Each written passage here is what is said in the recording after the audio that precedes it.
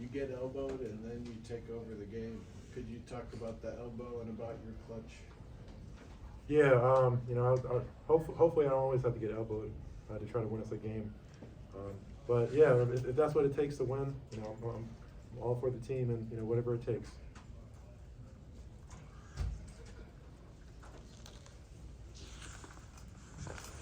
Hunter, I think if I remember, Dewan tied it, and then I know you tied it with your free throws, and you won it. I think. What was the key down low and with like 3.4 seconds left? What was the key in the timeout? Yeah, Juan tied it then, or Juan I think You hit the free throw. Juan put us up 2, and then they hit the tap in, I think. Yeah. In the timeout, I mean, we were just trying to stay composed. Coach Self always preaches that, when it's game point, being the most poised team, being the most ready team, and we're so used to that. Coach kind of just really instills it. And when you have 4 really experienced guys out there, and then Marco who's super talented, we try to help him out. But like we got a lot of gamers on the team, and a lot of guys that have been through some battles, and so I think it's really fun to go out there with guys that just know how to win, get it done at the end of the day. Were you nervous? Nah. So what worked for y'all tonight to keep the momentum going and end up winning with 3 seconds left? I think just stopping the transition. Miller had a great game and just eliminating their lob threats like Ernest down the field and just playing as hard as we can. Defense won us this game, so just defense probably the most. Hunter, when you catch the ball under the basket and you're between 2 guys and you're at a weird angle, how are you kind of able to reposition yourselves and get in place for that layup? I mean, we work on it a lot. It obviously wasn't scripted for me to catch it under the basket, but I'm used to that in practice and a lot of stuff like that. Just going to get the ball, Juan threw a good enough pass for me to catch it, and just taking it from there, just trying to trust everything that I've been taught. And then KJ, what do you think you guys can do to limit some of the turnovers that put you in this game? Just slow down. I think we with really athletic teams like TCU, they speed us up a lot. So just slowing down and just not trying to force things, and that's pretty much what's going to help that. Hunter, early in the first half, you had 2 back-to-back baskets, then you kind of raised your hand to get the crowd involved. Can you just talk about the atmosphere today and what that did to you guys? Yeah, no, they were in it the whole time, even when they would go on runs and stuff like that. I mean, playing in front of this crowd, I mean, it's special. It's truly special. I'm blessed to be able to play in front of these people, these fans that care so much about us, and really will us to some wins sometimes. And so it's just, I just feel super fortunate to be able to play in front of those fans. KJ, I think it's back-to-back games for you, double-digit rebounds. Just what's shifted for you since the Christmas break in terms of rebounding?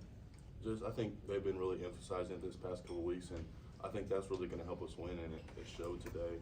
Got a couple offensive rebounds and defense rebounds, but just trying to focus on getting more defensive rebounds to help Hunter out when he's battling down there. Yeah, on the offensive rebounds, like what are you seeing when those shots are going up that allows you to get the right timing on those plays? I couldn't tell you that. I just see it and I just try to go get it. Hey Jake, right here. Since Tennyson is new on their team, what was the scouting report on him going into today's game? Who? Tennyson. I mean, we knew he was a really good shooter. We try to limit his touches, but when you got a fast guy like that and he doesn't need too much time to shoot it, it's really hard to guard that. So he made some tough shots, but trying to slow down a guy like that that's hot like that is nearly impossible. But we still won the game, so that's all that really matters. Just for both of y'all, just 18 turnovers, just committed by the team. Just how are you able to keep battling through those? Yeah, no, I mean, obviously that wasn't the game plan going in. We knew they were going to try to speed us up, and just the pace they play, sometimes that makes the other team fall into their hands and kind of speeds them up, and those turnovers happen. I think they were obviously in the Big 12. A lot of teams know each other's sets and stuff like that. So I think sometimes they were reading what we were trying to do, but just being more careful with the ball. I had a couple bad passes out there that I need to try to limit if we're going to try to win this thing. KJ, did how things played out last year when they came here, was that in your mind at all, kind of revenge, if you will? Yeah, of course. There's definitely a mindset where they really embarrassed us at our home play. So just letting that not happen twice in a row. So that was definitely an emphasis. And the guys that weren't there, we showed a lot of clips of the last time they played here, and they understood why we can't let that one go. Hunter, when you got clipped in the face by Ernest, did you have to talk to the refs for them to check it, or did you know it was a flagrant right away? Nah, it just hurt a lot. I would say it hurt pretty bad, but you know, fortunately they called it for us, and yeah, no, it hurt, but I'm here, I'm standing, I'm strong. When you had to shoot the free throws, you know, it's such a crucial moment, and you're the only one standing there. What was your frame of mind for those free throws? And KJ, did you think you'd make them? I mean, I like to say myself as a clutch player, so I feel like it's not, you know, that's what I do. Okay, so you know, I'm clutch. Did Ernest apologize? Yeah, he did. What'd you think of Hunter, KJ?